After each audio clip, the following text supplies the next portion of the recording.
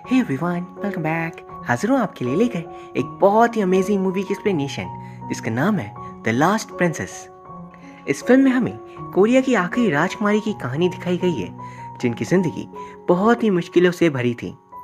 जैसे सालों पहले जैसे ब्रिटिशर्स इंडिया आए थे इसे लूटने के लिए, बिल्कुल उसी तरह से जापान ने भी कोरिया पर अपना रूल किया था।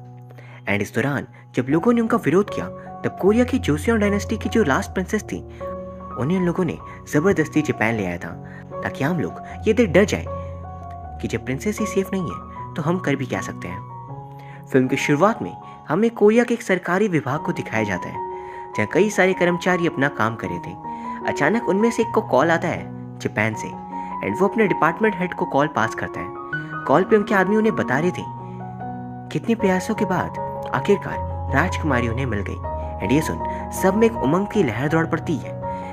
शाम को जब सारे लोग घर लौट गए होते हैं तभी डिपार्टमेंट हेड ऑफिस में ही बैठे होते हैं एंड वहां पर वो एक फोटोग्राफ को गौर से देख रहे थे। राजा रानी और उनकी राजकुमारी थी। एंड यहाँ से कहानी काफी साल पहले चली आती है एंड हम देखते हैं एक प्यारी सी राजकुमारी को। उनका नाम है ड्योखाई। वहां पर उनके पिता भी थे यानी कि जोसेओन डायनेस्टी के एम्परर, और वो सभी से कहते हैं नया साल नई खुशी लेकर आएगा।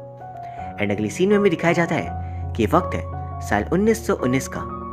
कोरिया पे जापान का प्रभाव बहुत ही ज्यादा है, इतना ज्यादा कि कोरिया के जो हाई ऑफिशियल्स हैं वो सभी चाहते हैं जोसेओन डायनेस्टी जापान के साथ जाकर जुड़ जाए।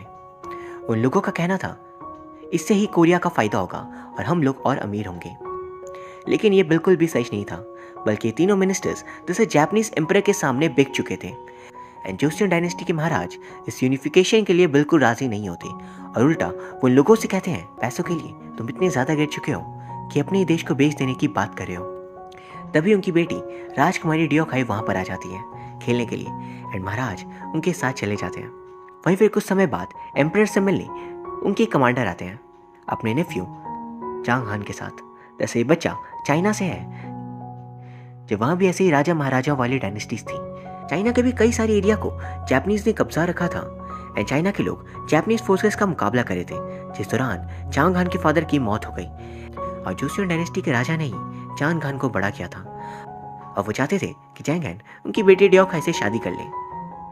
जैंग हान उसे कहता है मैं आपका कर्जदार हूँ लेकिन मैं आपकी बेटी से शादी नहीं कर सकता क्योंकि मुझे जापानीज फोर्सेस से फाइट करनी है। राजा उसे कहते हैं मैं शंघाई चाइना जा रहा हूँ जापान को सबक सिखाने, और उनकी गैर हाजिरी में शायद जापानीज फोर्सेस राजकुमारी को नुकसान पहुंचा सकती है, इसलिए वो उनकी शादी पक्का करवा कर ही चाहते हैं एंड ये दोनों शादी बड़े होकर करेंगे। फिर वो तैयार होते हैं शंघाई जाने के लिए। वो जाने से पहले उनका खाना लाया जाता है एंड कुछ ही देर बाद जब राजकुमारी भागते हुए कमरे तक आती है तो वहां उनकी आंखों के सामने राजा अपना दम तोड़ देते हैं क्योंकि उनके दुश्मनों ने खाने में जहर मिला दिया था। और अपने पिता को मरता देख राजकुमारी बहुत रोती है। फिर कुछ दिनों बाद उनका फ्यूनरल होता है, वो भी जापानीज तौर तरीकों से। एंड ये बात पूरे देश में एक आक्रोश पैदा करती है कि शायद उनके एम्परर को जहर देकर मारा गया है। एंड अब जाकर पहली बार लोग जापानीज कॉलोनियल रूल के अगेंस्ट एक साथ खड़े हो रहे थे। और यहाँ से कहानी 6 साल आगे आ जाती है और हम देखते हैं राजकुमारी अब बड़ी हो गई थी। सालों बाद आज उनसे मिलने जैंग हान आया था एंड दोनों साथ में पियानो प्ले करते हैं। फिर कल एक बड़ा इवेंट था, इसलिए जापानीज एडवाइजर ने राजकुमारी के लिए जापानीज पोशाक भेजे थे ताकि वो इन्हें पहन कर आए। एक तरह से कोरियन प्रिंसेस की इंसल्ट ही थी। इसे जो राजकुमारी की हेल्पर थी वो उसे कहती है क्या मुझे जला दे। राजकुमारी का कहना था नहीं, अब वो चाहते हैं तो हम बिल्कुल ऐसे ही करेंगे। एंड तैयार होकर अगले दिन राजकुमारी जापानीज एडवाइजर से मिलती है जो ये देख बहुत हैरान थे कि आखिर इन्होंने ये क्या कर दिया। दरअसल जापानीज पोशाक राजकुमारी ने अपनी मेड को पहना दिया था और वो खुद अपनी मर्जी के कपड़े पहन कर आई थी। और ये देख जापानीज एडवाइजर हान टाइक्सू के सीनियर्स उसे खड़ी खोटी सुनाते हैं कि अगर राजकुमारी ऐसे ही अपनी मनमानी करती गई तो कोरिया की आम जनता भी जापान के खिलाफ खड़ी हो जाएगी और हमारा प्रभाव खत्म हो जाएगा। एडवाइजर हान टाइक्सू एक नए प्लान के साथ शाम को राजकुमारी और रॉयल काउंसिल से मिलने जाते हैं एंड वहां उनका प्रस्ताव था कि राजकुमारी जापान जाकर अपने आगे की पढ़ाई पूरी करें। वहां पर उन्हें रॉयल कोर्ट में भी जगह दी जाएगी एंड ये ऑर्डर सीधा जापानीज एम्परर का है। ये दरअसल एक साजिश थी ताकि राजकुमारी कोरिया से चली जाए और लोगों के अंदर जो हौसला है वो खत्म हो जाए। लेकिन राजकुमारी साफ इनकार कर देती है क्योंकि इससे पहले जब राजकुमार भी जापान गए थे वो कभी वापस नहीं लौट पाई। इस पर एडवाइजर हान कहते हैं जोसेओन डायनेस्टी की शादी और एजुकेशन के सारे डिसीजंस जापानीज फोर्सेस लेती हैं। आपको तो पता ही होगा। एंड हाँ, इनकार करने से पहले रॉयल कॉन्सर्ट की तरफ एक बार नजरें घुमा कर देख लीजिए, क्योंकि आपके एक ना के बदले हम आपके पूरे जोसियन खानदान को ख़त्म कर देंगे। इसलिए प्लीज़ अगली बार जब आदेश मिले तो उसका पालन ज़रूर करना। उस राजकुमारी की मदद उसे कहती है, प्लीज़ आपको वापस आना ही होगा, चाहे जो हो जाए, यहाँ लोगों को आपकी ज़रूरत है। राजकुमारी अपना वादा देकर जाती है कि पढ़ाई पूरी करते ही वो तुरंत कोरिया देश वापस आ जाएगी। फिर अगली सुबह राजकुमारी जापान देश के लिए निकल रही थी एंड उनके निकलने से पहले सभी लोग जो जोसियन रॉयल फैमिली के यहाँ काम करते थे वो उन्हें जाता देख रोने लगते हैं, क्योंकि वो एकमात्र मशाल थी उनकी उम्मीद की इस गुलामी भरे अंधकार में। अब कुछ वक्त ऐसे ही बीत जाता है एंड हम देखते हैं राजकुमारी अब बड़ी हो चुकी थी, उनकी पढ़ाई भी खत्म हो गई थी, लेकिन अब तक वो अपने देश लौट नहीं पाई। एक दिन अचानक उनकी मुलाकात जैंग हैन से होती है, उसी शख्स से जिससे उनकी शादी तय की गई थी। वो फिलहाल जापानीज फोर्स में एक सोल्जर था एंड इसलिए राजकुमारी उससे ज़्यादा बात नहीं करती, क्योंकि उन्हें किसी पर भी भरोसा नहीं था।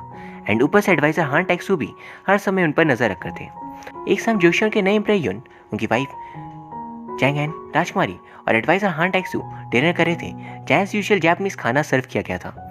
उसे खाने की आदत सभी को हो गई थी सिवाय राजकुमारी की, और वो उन लोगों को जोशियन के बारे में बात करता देख कहती है, आखिर मुझे मेरे देश लौटने की परमिशन क्यों नहीं दी जा रही? मुझे पता है इसमें आप लोगों की कोई साजिश है। जैसे जो भी रॉयल जोशियन फैमिली का शख्स एक बार इधर आ जाता है उसे वो लोग वापस उस देश में लौटने नहीं देते, पढ़ने से जोशियन के लोगों में आज़ादी के लिए एक जोश जाग उठता। एंड एडवाइजर हान टेक्सू तो यहाँ तक कह देते हैं कि जापान और जोशियन एक है, कोई जोशियन है ही नहीं, तब आप जाओगे कहाँ? राजकुमारी खाना वहीं पर छोड़कर अपने कमरे में आ जाती है। वहाँ पर भूखी थी, इसे राजा की वाइफ उनके लिए खाना भेजती है एंड यहाँ पर उन्हें कोरियन खाना की बहुत याद आ रही थी। फिर अगले सीन में हम देखते हैं सभी लोग फिल्म देख रहे थे, अचानक राजकुमारी के पास एक बंदा आता है। ये शख्स दरअसल उनके फादर यानी जोसियन एम्परर के ग्रैंडसन है, राजकुमारी यू, और रिश्ते में राजकुमारी की आंट थी। उसे देख वो हैरान होती है कि आपको तो शंघाई में होना चाहिए, जिस पे यू कहते हैं मैं फ्रीडम स्ट्रगल लीड कर रहा हूँ बाकी साथियों के साथ, एंड उसे अपने अड्डे पर ले जाकर वो सारी जानकारी देते हैं कि कैसे जापानीज फोर्सेस जोसियन के लोगों को यहाँ लेकर आती हैं एंड उनसे काम करवाती हैं एकदम बुरी से बुरी कंडीशन में। यही नहीं, उन्हें जापानीज लोगों के मुकाबले पैसे भी कम दिए जाते हैं, और साथ ही उनकी क्रूरता अलग पैमाने पे थी, क्योंकि बच्चों को दर्द देने वो लोग उनकी बीच की उंगली काट कर उनके साथ खेलते थे। एंड इसी बात के खिलाफ वो सभी बगावत करना चाह रहे थे, लेकिन तभी उन लोगों को बाहर खबर मिलती है क्योंकि खुफिया अड्डे तक जापानीज पुलिस फोर्स पहुंच चुकी है।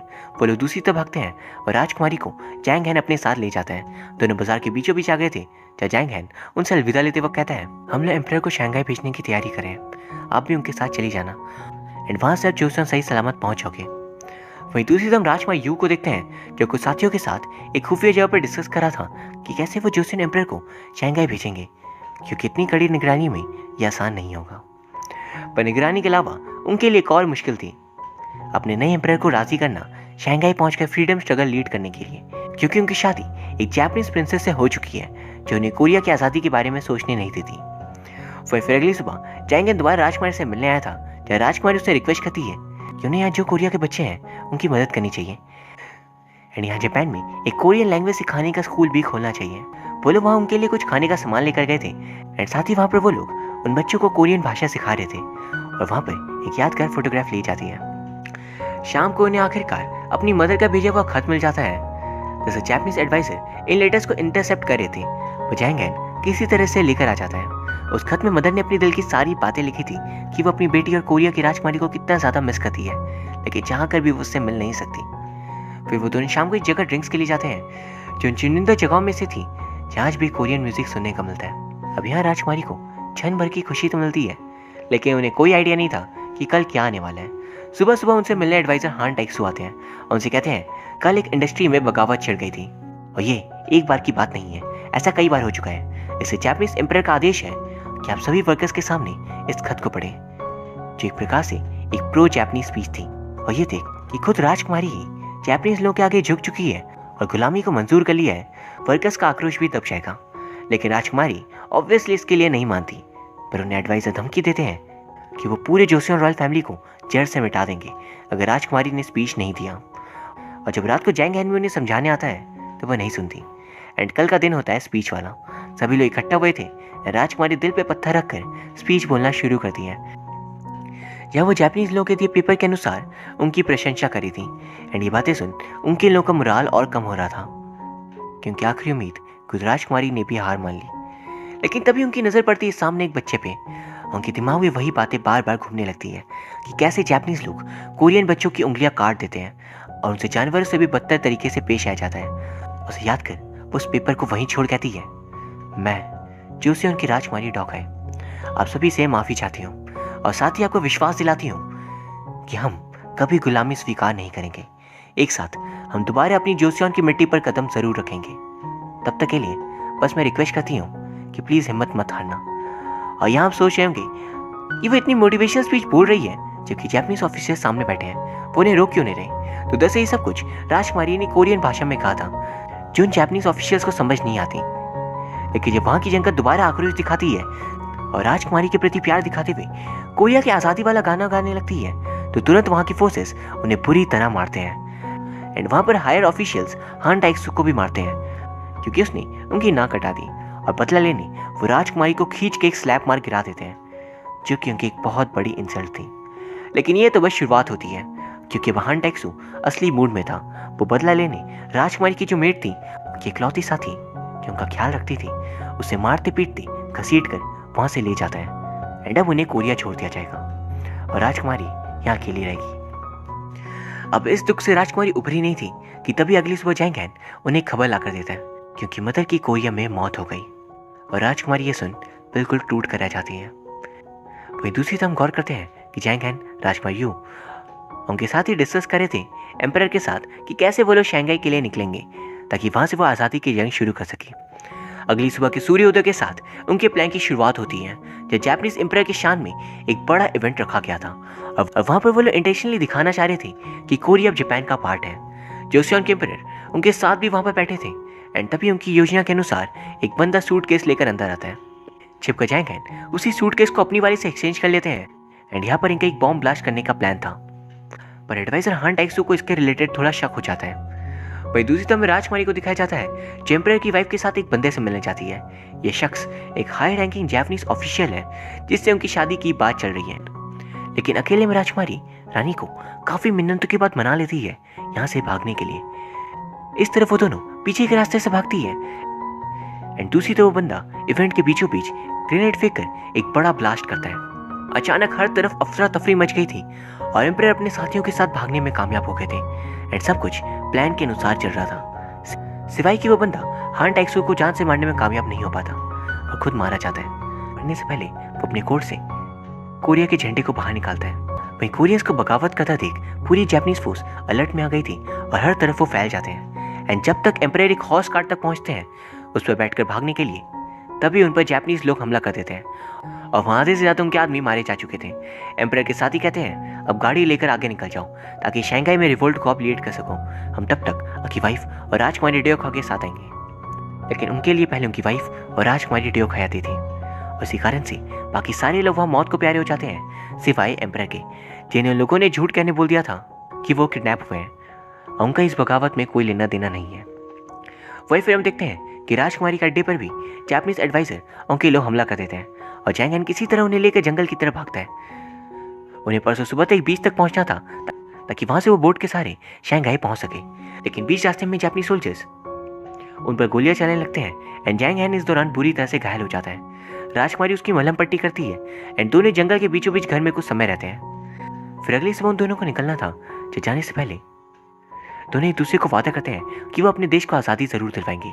लेकिन दरवाज़ा खोलते ही अचानक गोलियां चलने लगती हैं क्योंकि बाहर जापानीज सोल्जर्स ने उन्हें चारों तरफ से घेर लिया था। ये देख जैंगहैन राजकुमारी को अंडरग्राउंड सुरंग से भेज देता है, ये बोलकर कि पीछे मुड़कर मत देखना, मैं 10 मिनट में अब तक पहुंच जाऊंगा। और राजकुमारी रोते हुए भागती है बिना कुछ सोचे। एंड वहीं दूसरी तरफ ग्रेनेड से पूरे घर को जैंगहैन उड़ा देता है और खुद घायल ही सही वो भागता हुआ बीच तक पहुंच गया था। राजकुमारी और वो दोनों बोट को आते हुए देखते हैं एंड उनके फेस पे जो स्माइल थी वो साफ दर्शा रही थी उनकी होमलैंड लौटने की उस खुशी को, जो अगले सीन में चकनाचूर हो जाती है जब बोट से बाहर निकलते हैं एडवाइजर हान टाइक्सू और बंदूक से गोली चला जैंगहैन को वो जान से मार देते हैं। एंड फिर सारे सिपाही आकर राजकुमारी को बंदी बना लेते हैं। वो रोते चिल्लाते रह जाती है लेकिन कोई फायदा नहीं होता। एंड यहाँ से कहानी दोबारा प्रेजेंट में आ जाती है और हम देख पाते हैं उसी कोरियन डिपार्टमेंट के हेड को। ये शख्स दरअसल जैंग हैन खुद हैं, जो बूढ़े हो चुके हैं, लेकिन उनकी तो सालों पहले मौत हो गई थी, तो वो जिंदा कैसे बच गए? जैसे गोली उनके पैरों में लगी थी और आज उनका एक पैर नकली है, लेकिन उनकी सांसें चल रही थी तो वो बच गए। पर उन्हें दोबारा राजकुमारी से मिलने कभी नहीं दिया गया। और फिर कुछ वक्त बाद जापान को वर्ल्ड वॉर 2 में हार का सामना करना पड़ा और कोरिया का विभाजन हो गया 2 देशों में, नॉर्थ और साउथ कोरिया। जो नॉर्थ कोरिया यूएसएसआर बैक्ड था और south Korea USA backed. And जो नए प्रेसिडेंट उभरे थे, उनकी पॉलिसीज में रॉयल जोसेन फैमिली को ढूंढने की कोशिश की ही नहीं गई, क्योंकि उन्हें डर था इससे पॉलिटिकल इंस्टेबिलिटी क्रिएट हो जाएगी। यही नहीं, जो एम्परर थे उनके सारे एसेट्स को गवर्नमेंट ने अपने नाम कर लिया। एंड इसीलिए जैंग हैन सिर्फ अपने दम पर जापान जाकर राजकुमारी को ढूंढते हैं, जहाँ उन्हें वही जापानी शख्स मिलता है जिसके राजकुमारी की शादी भी थी। वो बंदा दिल का बहुत ही अच्छा था और राजकुमारी उनकी एक बेटी भी थी, लेकिन आज उनका डिवोर्स हो गया और राजकुमारी ने डिवोर्स के तुरंत बाद आत्महत्या कर ली, यानी कि वो जीवित नहीं है। ये बात जैंग हैन को बहुत दर्द देती है, लेकिन तभी उन्हें कुछ लीड्स के थ्रू पता चलता है कि राजकुमारी मरी नहीं है, बल्कि उनका नाम उन्होंने बदल लिया अपनी मदर के नाम पर। एंड में दिखाया जाता है उस दिन को जब जापान ने हार मान ली थी और राजकुमारी उसी खुशी में बाकी सभी कोरियंस की तरह अपने देश लौट रही थी। पर चेकिंग के दौरान उन्हें रोक दिया गया, क्योंकि गार्ड्स का कहना था कि नई कोरियन गवर्नमेंट ने आपको आने से रिजेक्ट कर दिया है। एंड ये देख राजकुमारी मानो बिल्कुल टूट सी जाती है और वो पागलों की तरह चिल्ला रही थी, क्योंकि ना वो जापान की हुई ना कोरिया की। उन्हें खुद के देश वालों ने ही रिजेक्ट कर दिया। एंड तभी वहां पे बूढ़े एडवाइजर हान टाइक्सो आते हैं। बोला था ना, तुम कभी कोरिया की जमीन पर पैर नहीं रख पाओगे। एंड यहाँ से कहानी दोबारा प्रेजेंट में आ जाती है। जैंग हैन एक असाइलम में आकर देखते हैं कि राजकुमारी डियोखाई की आज क्या हालत है। वो जापान के एक असाइलम में बद से बदतर हालत में है। इस बात को तुरंत वो चेयरमैन को बताने की कोशिश करते हैं कि भले उनका देश आजाद है, लेकिन वो अपनी सभ्यता खो चुके हैं। अपने ही राजा रानी राजकुमारी को वो इज्जत नहीं दे रहे जो उन्हें मिलनी चाहिए। एंड चेयरमैन जैंग हैन के डेडिकेशन को देख कोरिया की आखिरी राजकुमारी डियोखाई को आने की इजाजत दे देते हैं। जैंग हैन तुरंत उन्हें लेकर आ रहे थे एंड उन्हें ज्यादा कुछ तो याद नहीं था, सिवाय जैंग हैन की कई कुछ बातों को छोड़कर कि 10 मिनट में मैं आ जाऊंगा, आप जाइए, मैं जैंग हैन। फिर उन्हें लेकर वो साउथ कोरिया आते हैं, जब राजकुमारी की सारी मेड्स अपनी ट्रेडिशनल पोशाक में आई हुई थी उनकी स्वागत के लिए। एंड उनमें से एक वही लेडी थी जो बचपन से राजकुमारी के साथ थी, पर जापानीज एडवाइजर ने उन्हें अलग कर दिया। राजकुमारी सभी को देख अत्यंत खुश थी, लेकिन उनकी यह हालत नहीं थी कि वह कुछ भी बात कर सके। लेकिन ये एक्सपीरियंस उनके लिए हद से ज्यादा कीमती होता है। अंत में हमें राजकुमारी और जैंग हैन को उसी पैलेस के पास दिखाया जाता है, जहाँ एक बच्ची को थ्रोन के पास खेलता देख क्या के अपने पिता को याद करती है, एम्परर गोजोंग को, जिन्हें जहर देकर मार दिया गया था। ये देख राजकुमारी सोचती है शायद उनके पिता उन्हें भी बुला ले। फिर वो और जैंग हैन सोडा पीते हैं और राजकुमारी माफी मांगती है कि वो अपने लोगों की रक्षा नहीं कर पाई, जिसपे जैंग हैन कहते हैं बिल्कुल नहीं, बाकियों का तो नहीं पता, पर मैं आपकी बदौलत ही युद्ध लड़ने की कोशिश कर सका। आपने ही मुझे इंस्पायर किया और आप ही मेरा मोटिवेशन थी। और यहाँ ये फिल्म खत्म हो जाती है। ये फिल्म सचमुच हर एक एस्पेक्ट में बहुत ही ब्रिलियंट थी। खासकर 1919 से लेकर 1960 तक का जो समय रिक्रिएट किया गया है वो काबिल तारीफ है। राजकुमारी का रोल सोन ये जिन ने जिस खूबसूरती से प्ले किया है, उनकी तारीफ के लिए शब्द कम बचाएंगे। सो गाइस, उम्मीद है आपको ये वीडियो पसंद आई होगी। अगर हाँ तो प्लीज़ इसे लाइक एंड कमेंट जरूर कर दीजिए। साथ ही प्लीज़ चैनल को सब्सक्राइब कर लीजिए। Thank you very much for watching. See you soon.